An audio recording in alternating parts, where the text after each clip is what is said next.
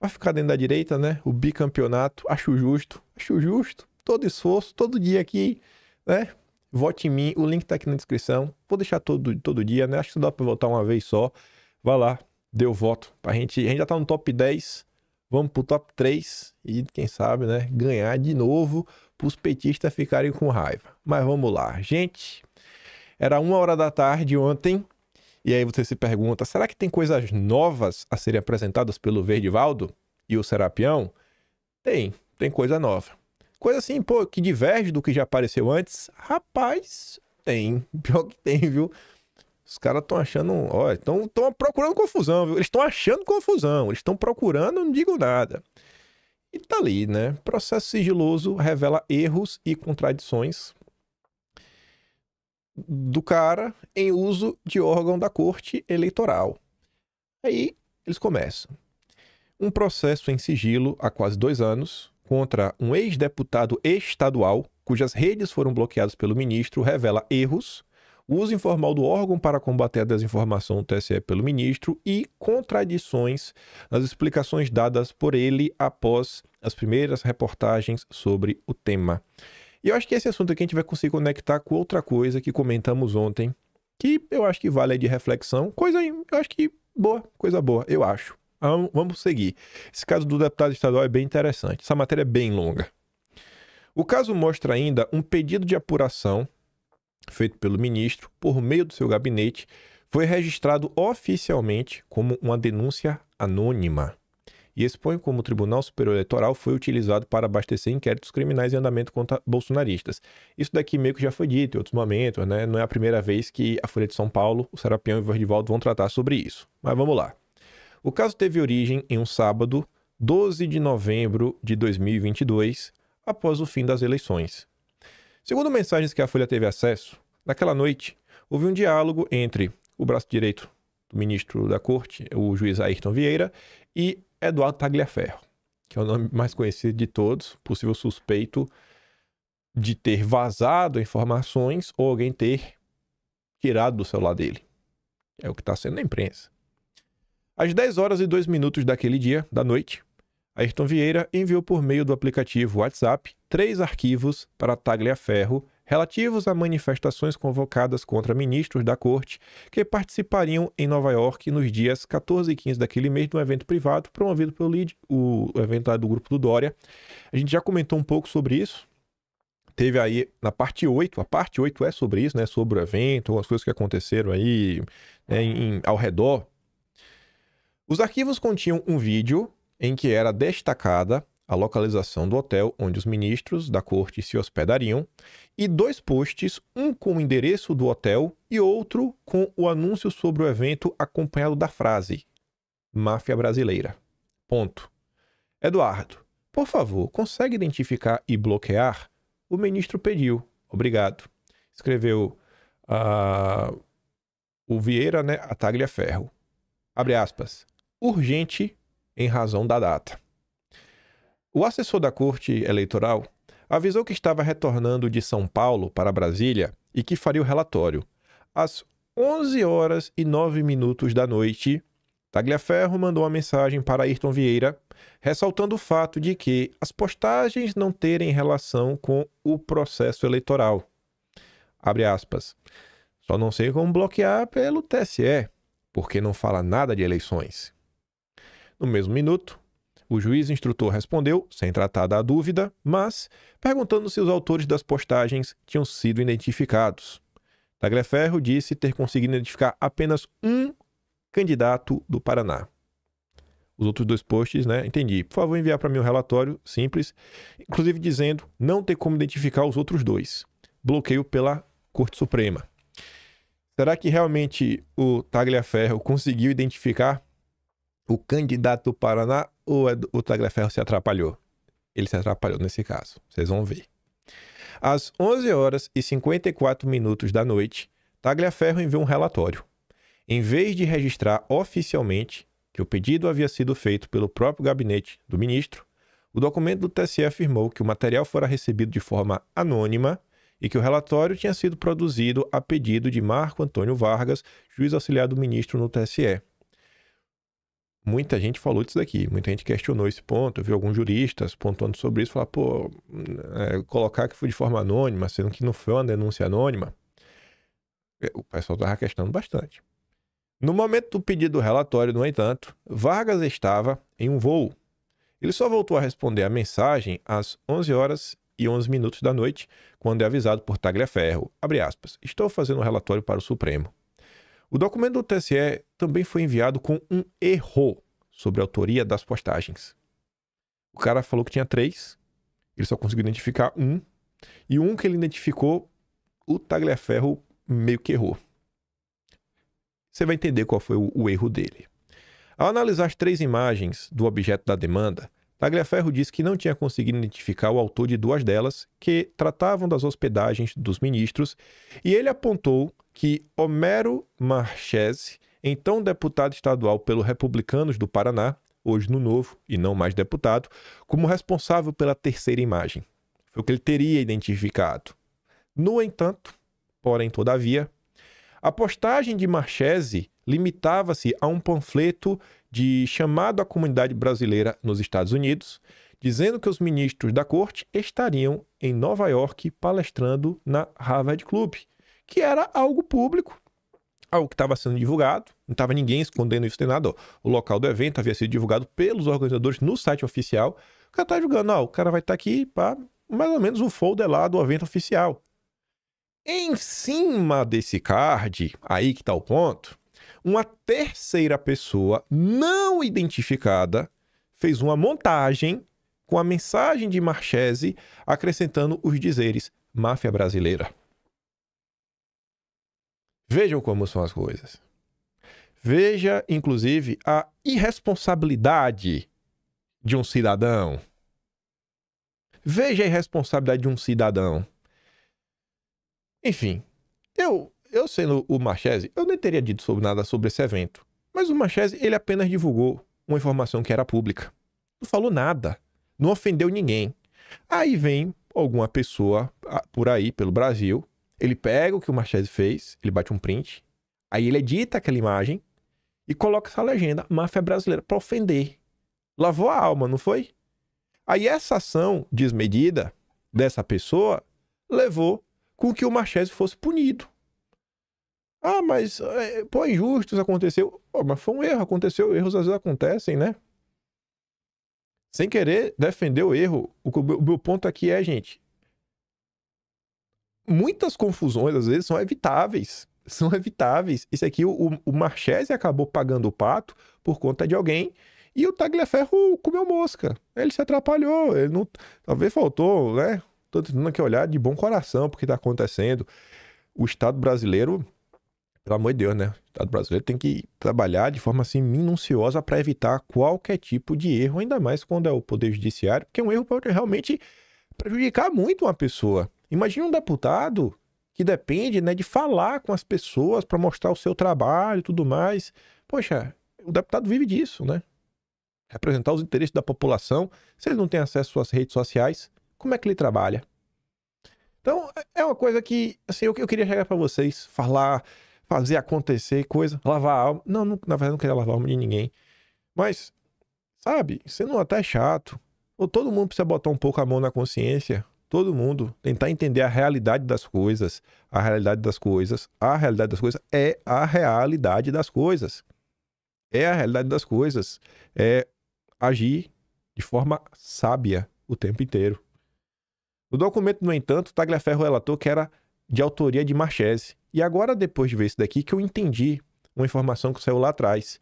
Eu não sei se vocês vão lembrar que teve um caso, que era o do Marchese, falando, deputado estadual obteve suas redes de volta e meio que processou o Estado pela demora, por fazer isso, fazer aquilo, outro, etc. Foi esse deputado, foi o Marchese. Saiu alguns meses atrás, que ele acionou, e aí a decisão do juiz que deu o ganho de causa para ele, de algum tipo de reparação aí pelo Estado, esse juiz, a decisão dele foi cassada depois. Não sei se esse juiz foi representado no CNJ ou não, mas agora, olhando para trás, eu falei, agora eu entendi a confusão que teve meses atrás. Agora eu sei que é o Marchese. Oficialmente, o relatório da Corte Eleitoral chegou ao Supremo aos 8 minutos da madrugada do dia 13 de novembro. A Folha teve acesso ao processo. Com base no relatório, determinou o bloqueio integral das páginas de Marchese no Twitter, Facebook e Instagram. Mas você vê, ó, tá ali, tá lá, coloca aí que foi denúncia. Meio que não foi denúncia anônima, conforme consta no relatório. O cara que foi punido, ele não fez nada.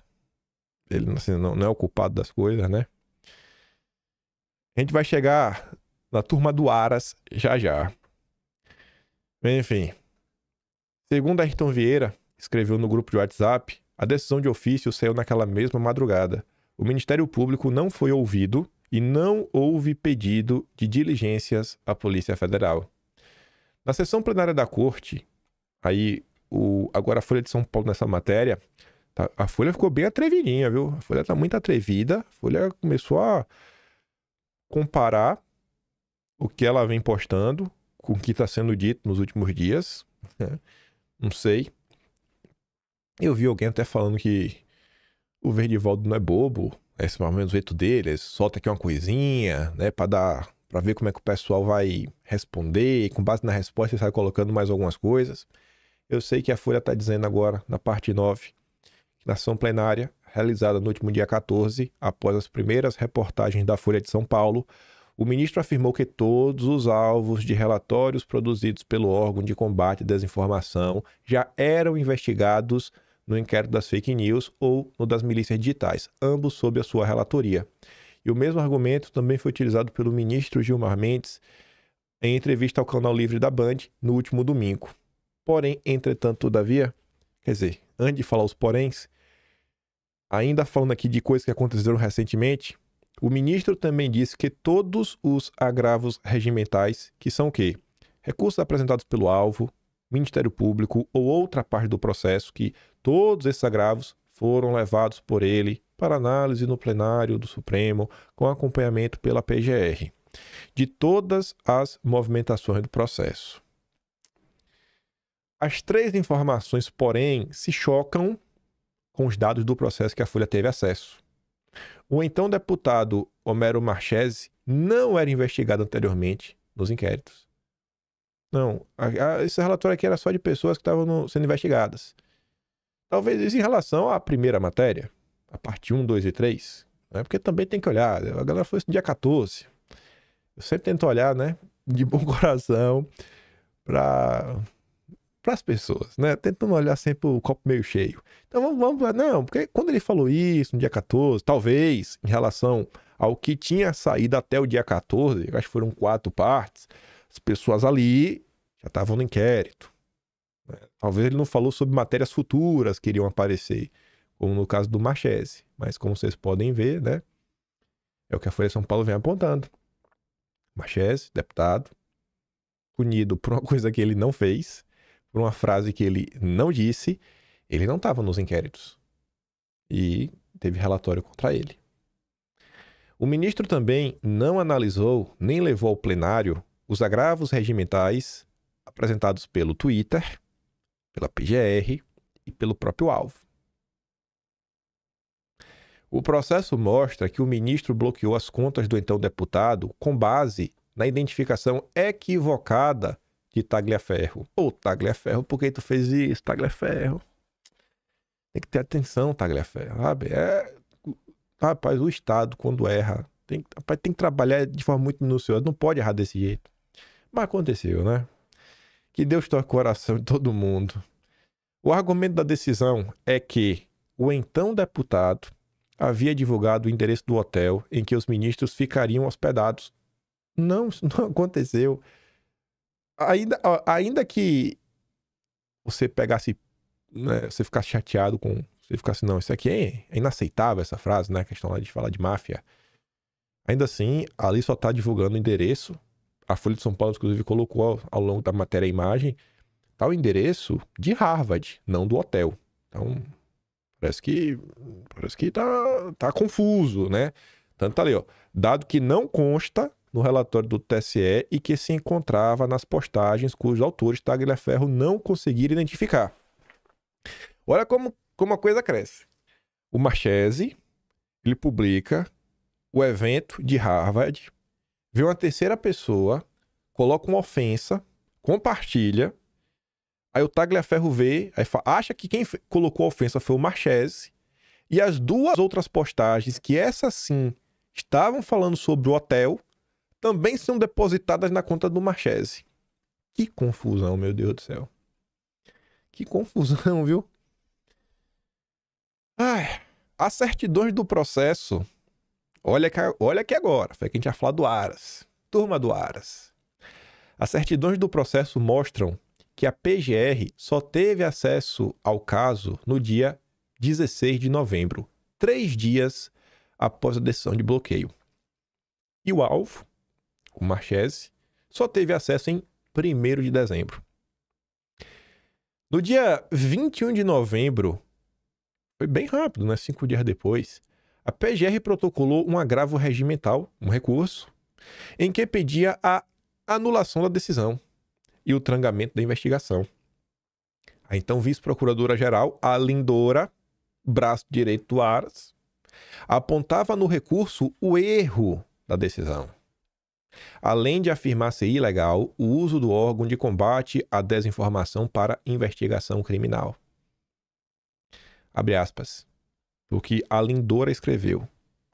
Assim, ao contrário do que foi consignado na decisão judicial recorrida, não se depreende que o investigado tenha veiculado informações pessoais relacionadas ao local de hospedagem dos ministros da Corte, uma vez que tais dados constam de publicações de autor desconhecido.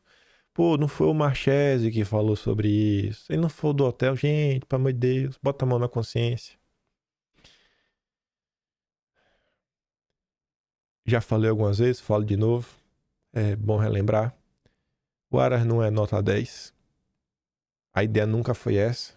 Bolsonaro escolheu o Aras falando que precisava de alguém. Nota 7. 7 para cima.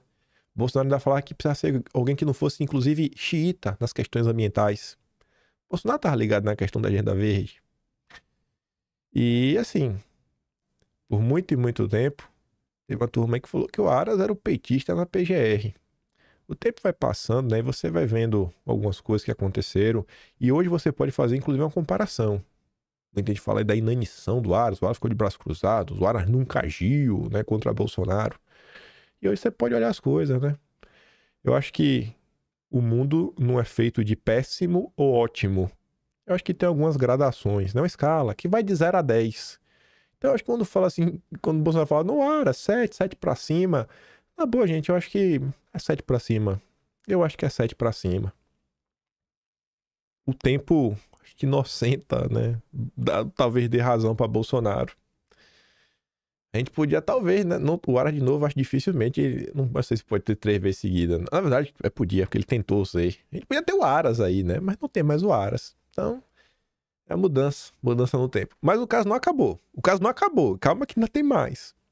Os recursos da PGR e do ex-deputado não foram analisados pelo ministro. No dia 23 de dezembro, em outra decisão monocrática, ele desbloqueou o Twitter e o Facebook de Marchese. A decisão, porém, não analisou os agravos, que, segundo ele, estavam prejudicados com a determinação do desbloqueio. Para dar essa nova determinação, que liberou Twitter e Facebook, o ministro mencionou o ofício do Arthur Lira, presidente da Câmara, em que ele solicitava a revogação de bloqueios de conta de deputados federais ordenadas com base na resolução que aumentou o poder de polícia do TSE, embora o Marchese não fosse deputado federal, era deputado estadual. Enfim, na decisão, o ministro não manifestou sobre o bloqueio no Instagram. Segundo a defesa do ex-deputado, esse é o seu principal canal de comunicação. Por esse motivo, o Marchese recorreu novamente em 1º de março, que ele queria o Instagram, não queria o Twitter, o Facebook. Enfim, o ministro não analisou o pedido e mandou o caso para a Justiça de primeira instância, sob o argumento de que ele não era mais deputado. Porém, segundo a Folha de São Paulo, a prerrogativa de foro especial na corte não alcança deputados federais, não os estaduais. Não, vai mandar para o primeira instância porque não é mais deputado. Mas ele é deputado estadual, ele já não tinha foro. Brasil. O Instagram do agora ex-deputado voltou a ser ativado em 2 de maio, após decisão da Justiça do Paraná.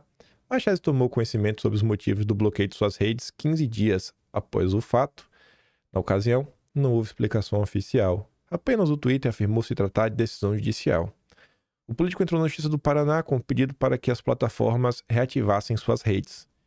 Segundo consta no processo, ao ler notícias sobre a decisão do ministro bloqueando bolsonaristas por postagens sobre Nova York, Machese procurou então o gabinete do ministro por meio de seu advogado, obteve então a confirmação de que havia sido alvo, né, e pediu acesso aos autos. Você vê, né? A coisa, sabe? Você não precisa nem falar o seguinte, né, que não, os bolsonaristas não fizeram nada de errado. Não, você não precisa falar nada disso, você não precisa concordar com o Bolsonaro, você não precisa concordar nada. Esse caso aí, eu acho que os petistas, eles deveriam colocar um pouco a mão na consciência. Não só os petistas, eu acho que as pessoas todas ao redor do Brasil, as pessoas que estão aí em cargos importantes, sabe? Eles colocarem a mão na consciência e refletir minimamente o seguinte, olha, gente, olha, vamos aqui parar e refletir rapidinho, 5 minutos. Esse caso não tem nada a ver com bolsonarismo nem nada, aí vê quem tá pesando demais a mão, né? Vamos aqui olhar, vamos tentar, sei lá, vamos buscar harmonia entre os poderes, harmonia mesmo, sabe? Vamos tentar buscar uma volta na normalidade. Poxa, o que aconteceu ali, eu espero que não aconteça com ninguém, nem com petista. Você vê que foi uma série de erros que foi acontecendo, que acabam por prejudicar, né? Ninguém ganha no final disso. Quem que ganha com isso? Eu acho que ninguém ganha. Eu realmente acho que ninguém ganha com isso. Sabe qual o ganho dessas confusões todas? Que Deus toque o coração de todo mundo, viu? Eu fico triste vendo umas coisas dessas. Fico triste.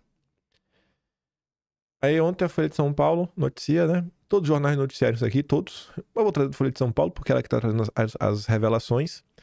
O ministro decidiu investigar o caso de mensagens e abre novo inquérito sigiloso. A PF intima ex-assessor do TSE. Intimou o Tagliaferro. O ministro abriu investigação para apurar o caso de mensagens entre assessores de seu gabinete e os auxiliares do TSE. O novo inquérito foi aberto sob sigilo, após a Folha revelar que o gabinete, né, produziu os materiais e tudo mais. Como parte da investigação, a Polícia Federal intimou o Eduardo Tagliaferro a depor nesta quinta-feira em São Paulo. A mulher de Tagliaferro também foi intimada a prestar depoimento. A Folha ainda não conseguiu informação sobre o motivo da abertura de inquérito e quais crimes serão investigados. A Folha não conseguiu informações, o Estadão também não conseguiu essas informações, mas conseguiu outras. Dias atrás, na verdade, após as primeiras revelações do Verdivaldo, eu falei para vocês de algumas pessoas, né, alguns jornalistas, que eu falei, não, vou prestar atenção. Um deles que eu falei era o Fausto Macedo, né? Ele não tinha soltado nenhuma nota de seu punho. A Pepito Ortega, que trabalha com ele, soltou. Né? É a turma que cobre o mundo judiciário no Estadão. São os especialistas em judiciário. Aí essa matéria explica por que eu estava esperando a opinião do Fausto Macedo. Você vai entender. Ministro consultou colegas na corte antes de abrir investigação sobre vazamento de mensagens. A decisão do ministro de instaurar um inquérito para apurar o vazamento de mensagens de servidores de seu gabinete é vista como uma medida necessária pela maioria de seus colegas.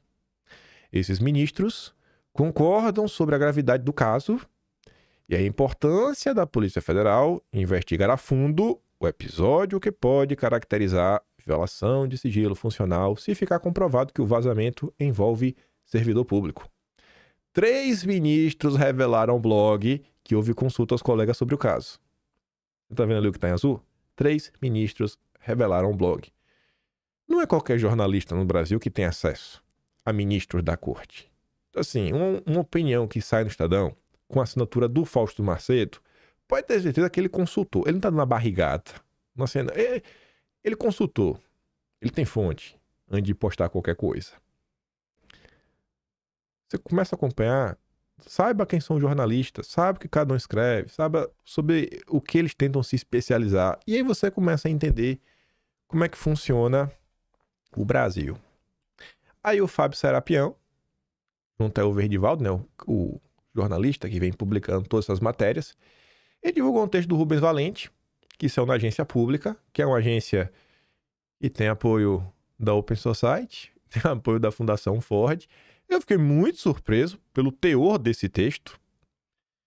Os peritos tentaram levantar discussão na corte, mas foram acossados. É a manchete. Manchete, né, provocativa. Eu falei, rapaz, o que é que o portal aí ligado aos Soros, né, tem a falar? A Associação de Peritos da PF sofreu procedimento disciplinar por questionar análise de provas em caso relatado pelo ministro. Eu abri aqui, sei lá, achando que eu ia ler algo sobre as questões, assim, que o ponto central dessa matéria ia ser as revelações do Verdivaldo do Serapião. Mas não é bem assim. Não é bem assim, mas meio que é também. Vocês já vão entender. O Rubens Valente começa falando que na última quarta-feira, o plenário da corte foi palco de um raro desagravo a um de seus ministros, né? O presidente da corte, junto com o PGR, junto com o decano, eles exaltaram o trabalho desse irreparável brasileiro que se tornou alvo de tempestades fictícias. No dia seguinte, prontamente, o PGR arquivou uma queixa-crime do Partido Novo sobre o assunto. Em 24 horas, o PGR analisou, concluiu e mandou para a gaveta as dúvidas levantadas a partir da divulgação de uma série de reportagens iniciadas na terça dos jornalistas Fábio Serapião e o Glenn Greenwald. Foi tudo a jato, sem direito à contemplação nem hesitação. Até domingo, dia 18, as reportagens continuaram sendo publicadas ao mesmo tempo que já estavam arquivadas na PGR. Em Brasília, contrariando as leis das físicas, dois corpos podem ocupar o mesmo lugar no espaço ao mesmo tempo. O corporativismo de altas autoridades do Judiciário e Ministério Público não ajuda em nada a fortalecer a confiança dos brasileiros nas instituições. A elas caberia, no mínimo, uma análise aprofundada sobre os fatos trazidos pelas reportagens antes de qualquer manifestação ou decisão. Não abrir investigação, ainda que seu resultado final possa ser o seu próprio arquivamento, demonstra fraqueza institucional e não força. Repetindo o que já escrevi na newsletter Coluna 2023, a democracia não existe como uma ideia solta no vácuo. Ela precisa da confiança dos cidadãos para existir e prosperar. Por isso, não basta que a corte dormir sobre os seus louros de ter evitado um golpe de Estado, como de fato ajudou a evitar. A democracia brasileira é devedora do papel corajoso da corte, em especial do ministro, submetida a enorme pressão real e virtual. Foi divulgado que até sua prisão ilegal e inconstitucional estava sendo orquestrada por militares bolsonaristas. Mas tudo isso não torna a corte automaticamente imune a críticas sobre a condução dos seus inquéritos. Vocês vão entender onde eu vou chegar no final. Eu não vou chegar a lugar nenhum, mas porque eu achei que essa matéria é interessante. Mas já deu pra entender aqui meu tom, né? Ele faz aquele introdução meio padrão, falou, não, a galera falou isso, mas nós reconhecemos, foi importante para conter o golpismo, aquele padrão que o pessoal sempre fala. Até que nada muito novo. E nem explica o que tá lá na manchete. Agora ele começa. Então, vamos lá. Vamos agora fazer um paralelo e relembrar algumas coisas. Agora, em março, essa anomalia até o sob sigilo completou 5 anos sem prazo para acabar. Ele está falando da inquérito das fake news. Pode-se dizer que, a princípio, o remédio amargo se justifica pelo tamanho do ataque à democracia orquestrado pela extrema-direita. Porém, 1 ano e meio depois do dia 8 de janeiro, fica difícil justificar a tramitação eterna e secreta do inquérito. Quantos jornalistas e quantos editoriais vocês não viram nos últimos dias comentando sobre esse inquérito? Sobre a necessidade de chegar no finalmente. Indicia quem tem que indiciar, denuncia quem tem que ser denunciado, inocenta quem tem que ser inocentado e vamos que vamos. As objeções mais veementes sobre a forma de condução dessas investigações pelo ministro pela corte vinham e vêm principalmente da extrema-direita bolsonarista, mais cínica, antidemocrática e hipócrita. Aí o cara fala assim, ó, lembretes, nunca manifestaram nenhuma preocupação do gênero quando as vítimas do sistema político-judicial são os pobres da periferia ou os políticos e movimentos sociais do espectro da esquerda. A direita não liga para isso. Então, né, eles fecham os olhos. Enfim, Aí ele continua dizendo que, mas também, além das críticas dos bolsonaristas, que são quem vocalizam mais que todo mundo, também surgiram críticas em setores de fato comprometidos com debates sobre o devido processo legal e o Estado Democrático de Direito, como os integrantes da Defensoria Pública da União, que defendem réus investigados pelo 8 de janeiro sem condições financeiras para bancar uma defesa privada. Para mais detalhes sobre o papel do DPU nos tribunais superiores em defesa dos réus pobres, basta conferir os tweets escritos do defensor sério independente, aí deixa lá um cara, né? Gustavo de Almeida Ribeiro. Reparos também surgiram entre profissionais com experiência direta no tema das investigações policiais. Ganhou um curto destaque, que sumiu do noticiário tão rápido quanto apareceu, a crítica levantada pela Associação Nacional dos Peritos Criminais Federais, formada por servidores da Polícia Federal. Desde 2022, pelo menos, os peritos vêm comentando nos bastidores sobre aspectos da condução dos inquéritos na corte. Em especial, a pouca atenção à prova pericial prevista no artigo 158 do Código de Processo Penal. O incômodo aumentou com a normalização de relatórios e até laudos que tratavam de provas terem sido assinados por outros policiais sem a participação dos peritos criminais e sem a confecção de laudos periciais. Em 6 de outubro de 2023, a coisa desandou quando a APCF divulgou uma nota pública pela qual manifestou preocupação em relação à análise da Polícia Federal sobre as imagens coletadas pelas câmeras do aeroporto Leonardo da Vinci, na Itália. É o caso do aeroporto de Roma, que vocês acompanharam, eu acho que de perto, e sabem muito bem do que se trata. Abre aspas para o que está na nota dos peritos federais. É preocupante que procedimentos não periciais possam ser recepcionados como se fossem prova pericial, uma vez que não atendem às premissas legais, como a imparcialidade, suspeição e não ter obrigatoriamente qualquer viés de confirmação que são exigidas dos peritos oficiais de natureza criminal. A nota citou o CPP e as leis 13.407 de 2014 e 12.030 de 2009, que coadunam na imprescindibilidade da produção isenta da prova no processo criminal por peritos criminais dotados de autonomia técnica, científica e funcional, prerrogativa necessária para assegurar a idoneidade da prova justa e equilibrada das partes. Essa ponderação gerou uma tempestade contra o presidente da Associação dos Peritos, Willy Ralph Neto. Aí, olha só, essa matéria é da Pública. Pelo tom, você vê que o cara é totalmente contra Bolsonaro. Ele acha que foi necessário uma atuação forte para conter o golpismo. E mesmo esse autor, ao retratar desse Ralph, o Ralph Neto, o presidente dessa associação, ele fala, trata-se de um dos mais experientes e reconhecidos peritos da PF. Coloca ali o histórico do cara. E depois fala assim, Ralph atuou como perito em diversos casos de repercussão nacional, como o Bruno e Dom Phillips, os ativistas aí da questão do meio ambiente, aquela confusão que teve em 2022. Ao longo de todo o governo Bolsonaro, essa associação de peritos manteve-se crítica e distanciada da onda golpista dos bolsonaristas. Em 2021, por exemplo, descartou qualquer tipo de confusão que possa ter na questão eleitoral. Em abril e julho de 2022, a associação assinou notas em conjunto com outras entidades a fim de repudiar falas de Bolsonaro sobre eventual cancelamento de um projeto de reestruturação das carreiras que compõem o Sistema de Segurança Pública da União, ou seja, sugerir, então, que a crítica desses peritos ao Supremo tenha sido ideologicamente motivada, cara, carece de lógica.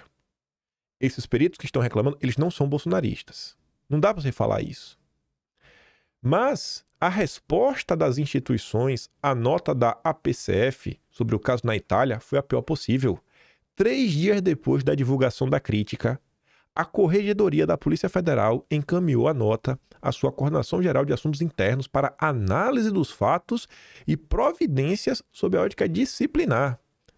Mandou-se intimar o Ralph, que vocês já viram que não é bolsonarista, dos mais experientes e renomados peritos, segundo a turma da Pública, os advogados da associação, Primeiro explicaram que a autoria da nota foi da associação e não do próprio perito.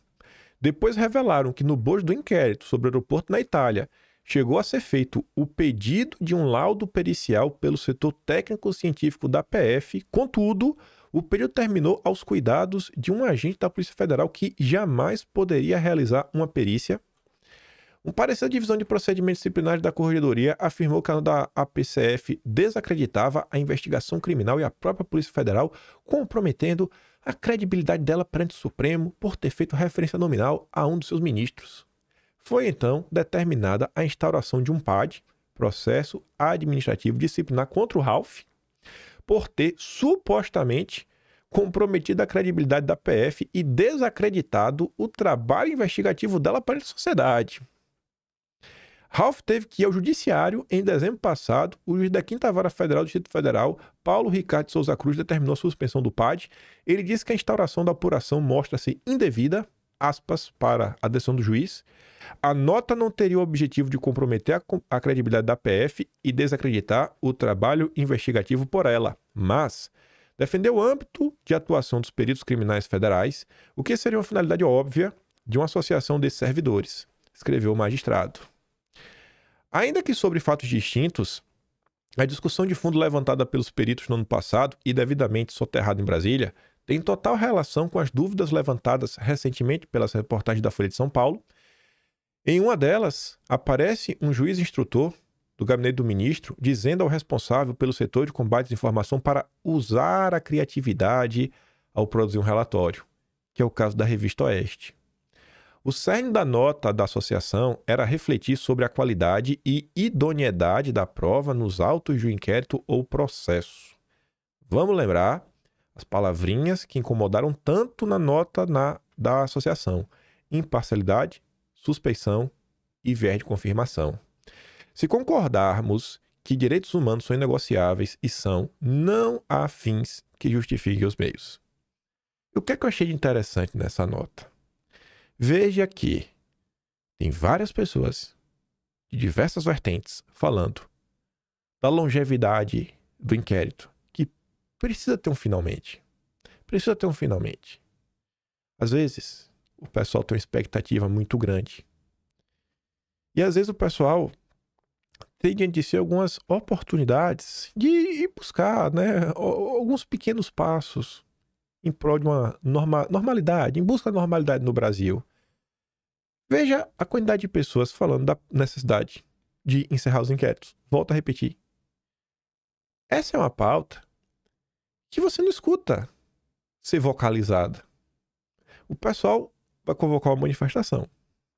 Eu não convoco para manifestação, porque eu acho que é incoerente eu incentivar a pessoa a fazer qualquer coisa que eu não posso fazer. Então, nunca incentivei. Sigo sem incentivar nada.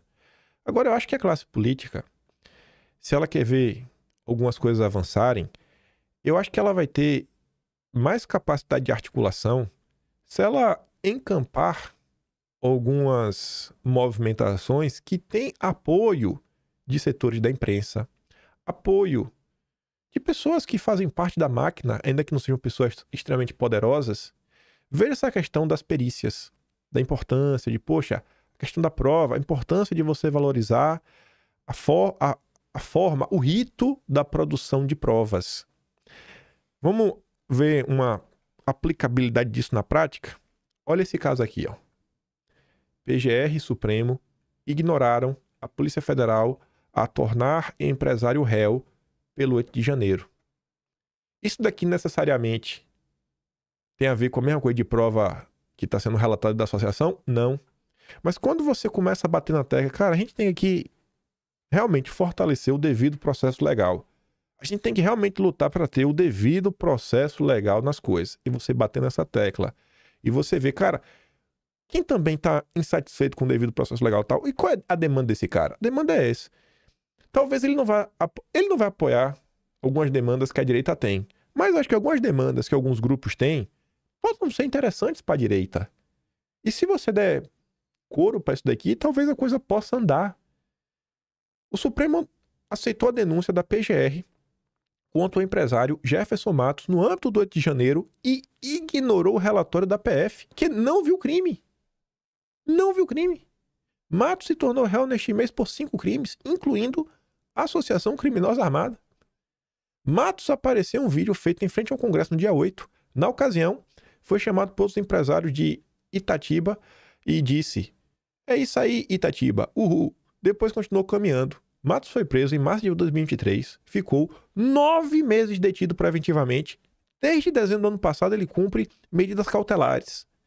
No relatório, a Polícia Federal concluiu ausência de vestígios mínimos que indiquem outras práticas criminosas, como atos de financiamento ou coleta de valores via doação ou congênere.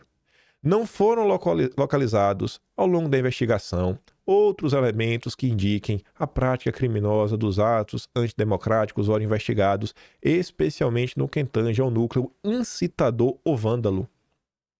Durante a investigação, a Polícia Federal não obteve provas de que Matos trocou mensagens de preparação para os autos golpistas, não encontrou provas que ele invadiu a sede dos 3 poderes ou carregou alguma ferramenta.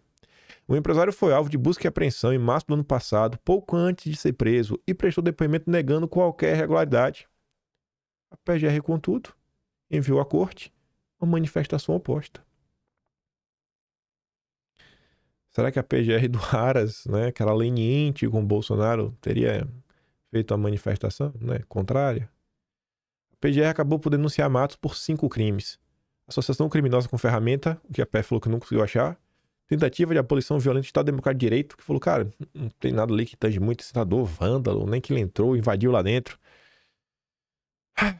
Golpe de Estado, dano qualificado pela violência e grave ameaça contra o patrimônio da União e com considerável prejuízo para a vítima e deterioração do patrimônio tombado. Eu acho que pode ser pouco, mas batalhar pelo devido processo legal. E aí, o que seria o devido processo legal? Sei lá, você pode pegar isso aí para dar questão, pô, vamos aqui valorizar, né? Como deve ser, o respeito, a questão dos peritos. Veja a questão do aeroporto de Roma, que é exatamente por causa disso que os peritos estão reclamando. E eu acho que é um tema que mobilizou bastante a turma da direita. Essa questão que envolve o dia 8, acho que também mobiliza muito as pessoas na direita. Eu acho que mobiliza muito. Veja aqui mais uma vez. Às vezes a galera tem assim, umas expectativas que eu acho que não vai avançar. Eu não quero ser o pessimista nem nada. Eu tento ser o mais realista possível. Eu não quero encher de esperança o coração de ninguém. Gente, de coração. Eu sei que é chato falar isso, mas pare e pense. Vamos falar até do Twitter. O que era mais fácil para Elon Musk? O que era mais fácil? Derrubar as contas de um monte de desconhecido. O único perfil, acho que grande que tinha era o Marcos Duval. Derrubar as contas. O que era mais fácil? Fazer isso? Ou não fazer? Não cumprir a determinação judicial? O que era mais fácil? O que vocês acham que é mais fácil? Chegar e falar, agora vai acontecer, vamos fazer, vamos acontecer.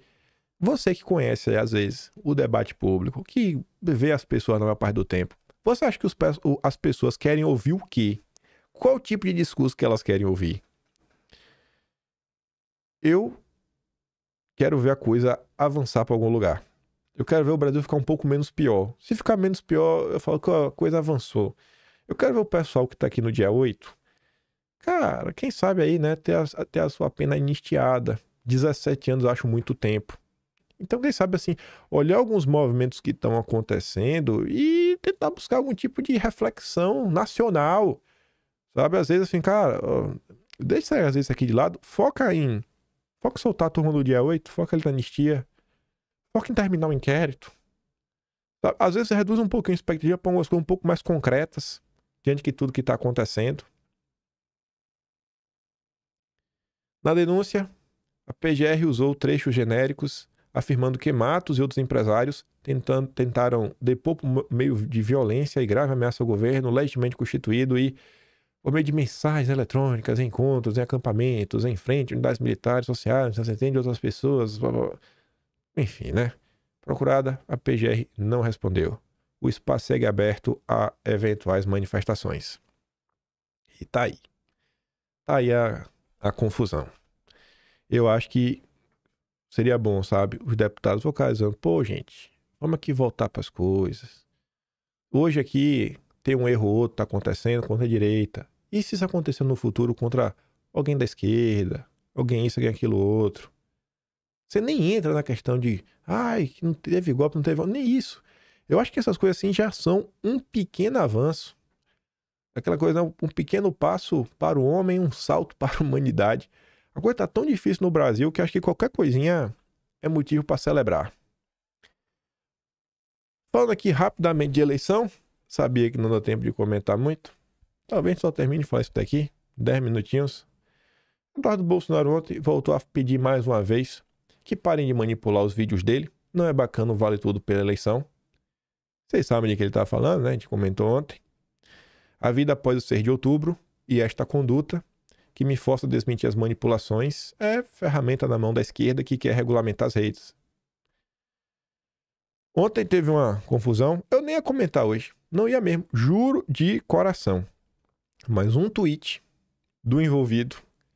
Eu falei, vou ter que comentar, porque esse tweet aqui vai ser assunto no dia. Esse tweet vai ser assunto. Eu aposto que vai ser assunto, vai estar em todo mundo vai estar comentando desse tweet. E aí, para você entender o porquê desse tweet. No dia de ontem, estava agendada uma entrevista do Pablo Marçal com o Paulo Figueiredo. E o Pablo Marçal não foi. Não teve essa entrevista. O Paulo Figueiredo, ele veio a público para explicar o motivo. Virou notícia, para você ver como são as coisas. Virou notícia na imprensa. Influenciador diz que Marçal cancelou a entrevista por causa do homem. Ele não queria falar do cara, Pablo Marçal. Dessa vez, o ministro não emitiu nenhuma ordem proibindo a entrevista. Segundo o Paulo Figueiredo, a gravação foi cancelada pelo próprio candidato, que teria se negado a responder perguntas sobre a atuação do ministro. E aí, o Paulo Figueiredo contou que um representante do Marçal ligou pedindo que não fossem feitas perguntas relacionadas ao cara por Pablo Marçal. Aí foi aquela coisa, o pessoal começou a falar, o pessoal começou a falar sobre isso. Vida que segue. Eu nem ia comentar sobre isso. Só que aí, às 11 horas e 51 minutos da noite, Pablo Marçal fez tweet. Que até o momento que eu olhei, tinha mais comentários que like. E quando isso acontece, você sabe que a cara tá apanhando, né? Esse cara tá apanhando. São uma forma de você ter os números. Se tem mais comentário que like, eita, a coisa não pegou bem. O senhor Pablo Marçal escreveu o seguinte: muito fácil o Paulo Figueiredo falar de coragem morando nos Estados Unidos. Enquanto isso, estamos lutando pelo Brasil real daqui. Topo da entrevista qualquer dia e hora, aqui em São Paulo. E aí, Paulo, aceita ou vai arregar? Ou a sua coragem é somente aí na Flórida? Tá preso aí nos Estados Unidos? Mostra sua coragem para nós. Vocês conseguem ver que a minha linha é totalmente diferente do Paulo Figueiredo. Totalmente diferente, né? Eu sou da Tropa dos Covardes. Sempre fui da Copa dos Covardes. Fundei o movimento da Tropa dos Covardes. Eu acho que não resolve. Agora, eu também sei que o Paulo Figueiredo está com seu passaporte cancelado. E várias pessoas na rede social também sabem disso e estão falando para o Marçal. Então, se você for nesse tweet e você começar a ler os comentários, você vai ver que vai ter muita gente falando que o Pablo Marçal, ele tá meio que tripudiando de uma pessoa, né, diante da situação dela. E o Pablo Marçal, o grande ponto, eu vi esse tweet aqui de um rapaz chamado Johnny, lá nos comentários, que eu falei, cara, eu acho que esse aqui é o grande ponto de toda a situação. O Johnny, ele realmente conseguiu resumir. Pablo Marçal, o problema, cara, disso tudo está no discurso. Você arregar, seu arregão, de boa. Pablo Marçal podia ser da Tropa dos Covardes. Ele podia arregar se não tivesse o discurso contrário. Se não tivesse o discurso contrário, eu tava te defendendo, irmão. Mas se fez isso, falando português claro, cara, você é só mais um bocó. Tá sempre falando que é casca grossa, que sabe que será perseguido, que vai com tudo e manda essa? O Pablo Marçal se vende como o cara mais corajoso do Brasil. É o Davi que vai derrotar o Golias, que é o antissistema, que faz, que acontece, que não vai baixar a cabeça pra ninguém. Então, assim, cara, e aí? Esse é o ponto que o pessoal tá perguntando, e eu acho que é um ponto extremamente válido. O Pablo Marçal, ele é ou não é o cavalinho bole-bole? É ou não é? É o cavalinho bole-bole ou não é? Ele que falou isso. E aí mandou uma dessa pra cima de Paulo Figueiredo? Eu não sei, né? Eu não acho. Enfim, vocês já devem estar entendendo porque o pessoal caiu em cima dele, né? Aí uma das pessoas que comentou antes desse tweet até rolar sobre a questão foi o Eduardo Bolsonaro, que claramente a coisa. Eu acho que tá indo já pro pessoal já. Acho que o Eduardo Bolsonaro ficou muito chateado com essa questão da manipulação dos vídeos. E aí ele falou o seguinte. Eu acabei de ver aqui que o Pablo Marçal cancelou em cima da hora a entrevista com o Paulo Figueiredo, né? Depois de ter feito toda a publicidade, todo o marketing, em cima da hora colocou uma condição que o Paulo Figueiredo não aceitou, né? Que era não falar sobre determinado assunto, e aí foi usado como subterfúgio para não fazer a entrevista. Bem, se você for aplicar o velho ditado, né? Quem com ferro fere, com ferro será ferido, é para todo mundo chamar o Pablo Marçal de arregão, porque foi isso que ele falou quando os outros se furtaram aí para o debate com ele. Mas eu não vou nessa linha daí não, tá? Inclusive muita coisa está mudando, né? A matéria do Estadão agora dá conta de colocar que auxiliares aí da campanha do Pablo Marçal venderam carros de luxo em troca de drogas do PCC. Matéria do Estadão, cada um faz o seu julgamento, mas já começa também a perder um pouco da moral para ficar fazendo aquela gracinha, acusando os outros de cheirador. Inclusive ele falou que tinham dois e um ele não apontou quem é. Mas enfim, tem gente que gosta da lacração. Eu venho aqui para dar um depoimento pessoal. Um tempo atrás, eu tinha um programa no YouTube que eu mesmo desenvolvi, chamado O Brasil Precisa Saber, onde eu entrevistava pessoas de destaque da sociedade brasileira, ministros do governo Bolsonaro. Acredito que muitos de vocês assistiram. Vocês sabiam que eu já gravei com Pablo Marçal? Sim. Mas 90% da entrevista foi ele falando da técnica dele de vender curso, né, de como trabalhar na internet. Até interessante. Mas os outros 10%, ele falou de comunismo e marxismo. No dia seguinte, ele ligou para a minha equipe e perguntou se não poderia tirar do ar a parte onde ele falava de comunismo e marxismo. Eu falei, olha, não vou publicar alguma coisa que ele não queira, mas se for para usar o meu YouTube, né, de um político, onde a gente trata de pautas de interesse nacional para os meus representados. Se você tirar a única coisa do bate-papo que realmente interessava, que era essa questão do marxismo e comunismo, eu não coloquei no ar a entrevista. E aí eu me pergunto, né, como é que a pessoa quer se lançar à política sem tomar um partido? Não é disso que a gente está cansado? Como é que uma pessoa quer se lançar à política quando no momento mais crucial da eleição de 2022 ela não sabia distinguir o bem do mal? Ela não conseguia entender a diferença de Lula e Bolsonaro e prefiro ficar em cima do muro dizendo que a diferença entre eles era apenas de um dedinho.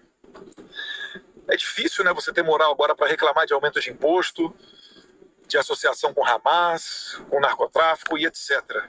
Então, eu vou resumir para vocês o que o Olavo de Carvalho falava.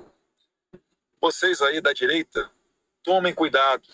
Se quiserem jogar pedra, criticar o Bolsonaro, vocês vão ser tão odiados quanto esse pessoal do lulocomunismo, falava Olavo de Carvalho. Porque não existe direita no Brasil, existe Bolsonaro. Graças a Deus que existe o Bolsonaro. Tem gente que tem ânsia pelo poder, quer destruir ele de maneira velada para o cara se levantar e ser o líder. Mal sabem as dores de cabeça que são enfrentadas pelo meu pai todo dia. Nem eu sei como é que ele aguenta a pegada. Ele desenvolveu uma vacina dose única, só para ele. Às vezes nem eu consigo repetir o que ele fala, porque se ele disser, o resultado é um. Se eu disser, as consequências são muito ruins para mim. Então, eu tenho que comer muito feijão com arroz para chegar lá. E tem muita gente que não vai chegar lá há poucos meses da eleição tomando partido e adotando o discurso desenhado pelo marqueteiro. Fiquem ligados. Um abraço. Esse final da fala do Eduardo é até um negócio bem pessoal, né? Aí já é bem a opinião dele. Mas eu achei interessante porque no início ele traz alguns fatos, ele faz algumas ponderações. Você fala, pô, como é que eu faço a entrevista com o cara? A parte política que a gente conversou sobre comunismo, o cara pede pra tirar. Eu acho que ele deve ter pedido pra tirar Marçal não tem uma profundidade ideológica na situação. E, gente, tudo isso daqui não faz o Marçal pior ou melhor que o Nunes. Só para comentar com vocês o que está acontecendo, né? E também não estou falando campeão pro Nunes, não. Volto a repetir. Você vota em quem você quiser. Em quem você quiser.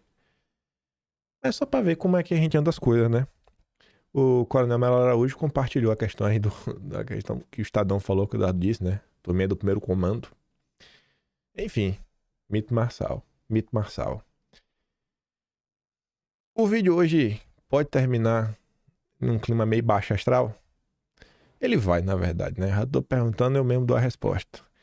Não quero gastar aqui mais do que 5 minutos. Eu teria muita coisa para falar. Teria muita notícia para mostrar. Mas acho que essa aqui é a coisa mais deprimente que eu vi a direita fazer, sei lá, nesses últimos 10 anos. Eu nunca vi uma coisa que eu senti tanta vergonha de falar assim, cara, não acredito. Não acredito. Isso aqui é ser direita. Eu sinto vergonha. Isso aqui pra mim é deprimente. Sabe? E sendo até um covarde aqui, e utilizando de corporativismo, eu vou omitir alguns nomes. E deixo aí que vocês vão atrás, se é que vocês já não sabem o que é. Isso aqui pra mim é deprimente. Em nome de um corporativo, minha fraqueza, eu só não vou falar pra não dividir a direita e tudo mais. Só vou passar a mensagem. E eu vou voltar a falar desse assunto depois. Porque esse assunto eu já tô falando contra ele já tem um certo tempo.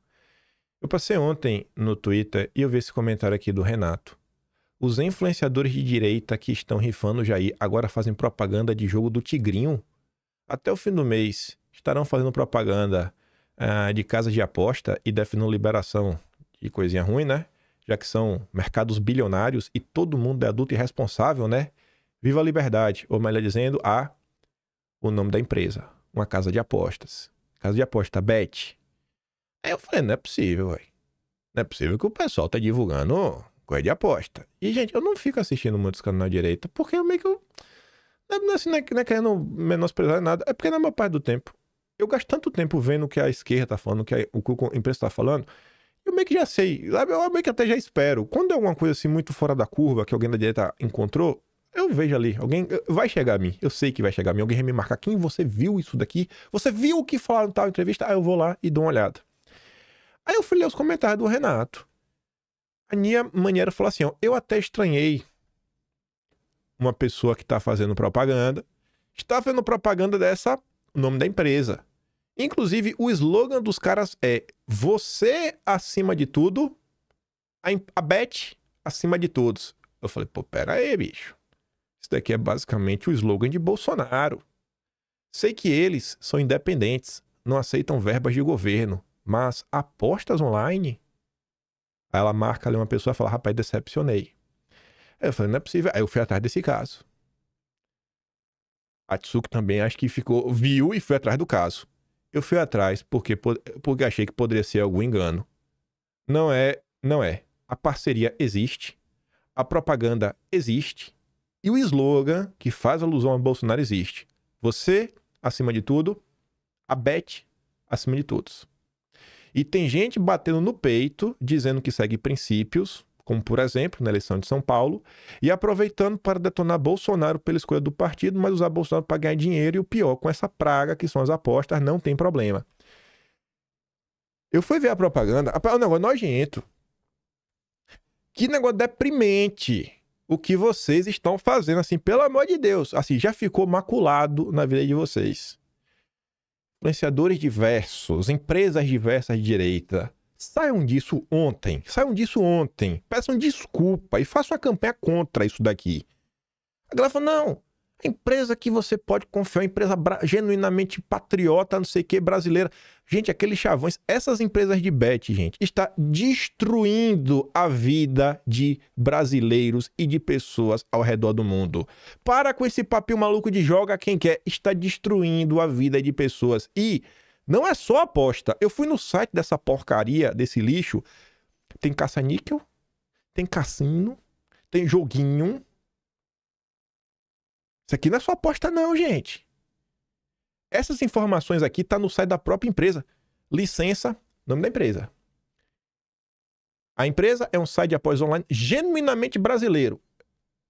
Aí eu fui olhar no próprio site que diz a empresa genuinamente brasileira, né? Liberdade de apostar. Esse site é operado pela Bespinex NV, registrado sob o meu número 16 em Short Beach, Curaçao. A empresa genuinamente brasileira registrada em Curaçao? Curaçao? Que o pagamento vem pelo Chipre. Vocês da direita estão divulgando isso aqui. Rapaz, vocês estão descendo no nível. Isso aqui é deprimente. Isso daqui é deprimente. Se isso daqui é ser... Eu não sou direita. Eu não sou direita. Pode me chamar de qualquer coisa. Eu não sou direita. Eu nunca vou apoiar isso daqui. Essa agenda aqui vai contra tudo que eu defendo, tudo que eu acredito. Eu sou a favor de banir aposta. Eu sou a favor de proibir cassino. Tá destruindo a vida de pessoas. Até onde essas pessoas estão dispostas a ir por... Isso é dinheiro, isso é ganância. Minha Nossa Senhora, o que está virando a direita brasileira? E não é qualquer pessoa. E não é nenhum nem dois. Uma das pessoas que, inclusive... Não, uma das pessoas que tá recebendo... Agora eu lembrei, eu vi uma fala dessa pessoa dias atrás, chamando um cara que é até da Faria Lima de liberaloide.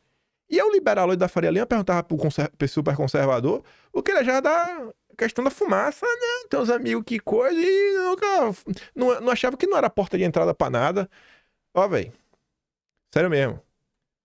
Eu só não vou falar nada assim por questão de corporativismo, mas isso daqui, essa agenda aqui tá passando no Senado, tá destruindo vidas. Eu vou passar amanhã comentando várias notícias, mostrar o que tá acontecendo no Brasil. Isso daqui é sério. Isso aqui é sério. E não vem com esse papinho, joga quem quer. O povo é responsável, o povo é isso. Tem que ter um limite mínimo de decência nesse país. Um limite mínimo de decência.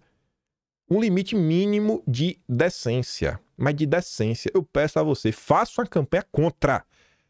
Faça a campanha contra. Que isso é até, rapaz, não sei, deixar comentário.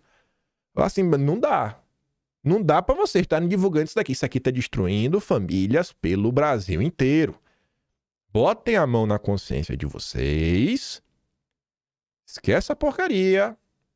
Esquece a porcaria. Rescinde esse contrato. Que de genuinamente brasileiro, impedir Curaçao, negócio do chip, que não é só aposta, tem caça-níquel, tem tudo. E não vem bancar o inocentezinho, eu não sabia, eu fui enganado. Então você não abriu o site. Você não abriu o site para olhar. Empresa cheia de cor verde e amarelo isso. Você acima de tudo, a empresa acima de tudo. Gente, ó, isso aqui tá deprimente. Olha o caminho que essa direita no Brasil tá tomando, viu? Eu ia comentar mais sobre essa questão das bets. Vou terminar o vídeo hoje assim, baixa astral. Eu nunca vi uma coisa dessa. Se isso pra vocês é de boa, pra mim não é. E eu vou bater nesse assunto de bets. E se o pessoal continuar fazendo propaganda... pai, velho, vai dar... Eu não sei. A vida cada um faz o que quer, né? É o que dizem. Então, eu vou reclamar. E vocês vão ter que vocês virem aqui, você vai acabar ouvindo algum dia ou outro a minha reclamação sobre esses eventos. Eu acho um absurdo. E é isso. Fico por aqui. Me perdoe terminar o vídeo assim, mas não tem como eu não comentar sobre esse assunto. Não vou esquecer, fingir que eu não vi. Eu não vou fingir que eu não vi. Né? Você fala assim uma vez, vamos dar um tempo aí, esse pessoal bota a mão na consciência. E é isso. Vou mandar o vídeo do Eduardo Bolsonaro lá no Telegram. E apoio... Gosto, graças a Deus. Se tiver, tem. Se não tiver, não tem. No final do vídeo eu sempre falo. Quiser me apoiar um pouco mais, para no canal, tem um Tony Valeu, tem um Peito na inscrição e tem um Atlas Brasileiro. Né? Se for para ganhar dinheiro de alguma forma, que você assim, uma ajuda, porque você acha que é algum imposto importante, por causa do Atlas, tá lá para comprar. Mas aposta, você nunca me vê fazendo isso. Mas nunca em minha vida. Nunca. Pode assim, se você me vê um dia, põe uma porcaria dessa, rapaz, me abandone. Me abandone, pode me chamar de um traidor, pode salvar esse vídeo. Nunca em minha vida eu vou apoiar uma porcaria dessa. Aquele grande beijo e abraço. Tamo juntos. Valeu, meus amigos. Fui.